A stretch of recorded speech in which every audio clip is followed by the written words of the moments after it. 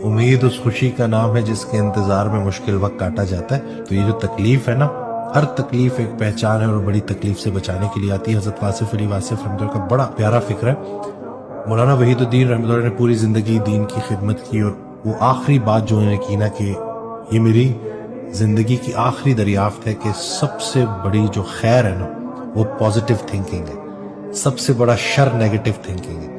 جس کا کوئی استاد نہیں ہوتا اس کا شیطان استاد ہوتا ہے۔ عقل کی انتہا شیطان تک لے کے جاتی ہے، اور شیطان پھر مایوسی اور نا امیدی تک لے کے جاتا ہے۔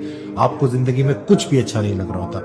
آپ نے ایک بڑی پیاری بات کی کہ بہت کچھ کھونے کے بعد بھی جو ہے نا وہ کوئی ملال نہیں ہے، کوئی ریگریٹ نہیں ہے، اور آپ بالکل ریلیکس ہیں، مطمئن ہیں، بالکل لائف کو قبول کر لیا ہے۔ اللہ کی دی گئی زندگی کو جو اللہ نے آپ کو دی اس کو آپ نے قبول کر لیا، جو بھی آؤٹ کم۔ تو یہ جو ہے اگر لوگ سمجھ جائیں، ہم نے نا حالات کو پیمانہ بنا دیا ہے کہ حالات اچھے ہیں تو سب اچھا ہے۔ جی قرآن پاک کی واضح آیت ہے کہ اللہ کریم ارشاد فرماتا ہے کہ اس کا مفہوم ہے کہ اگر ہم نے کسی کو بہت کچھ دے دیا ہے تو یہ نہ سمجھنا کہ ہم اس سے خوش ہیں، وہ اس کی سب سے بڑی آزمائش بھی بن سکتا ہے۔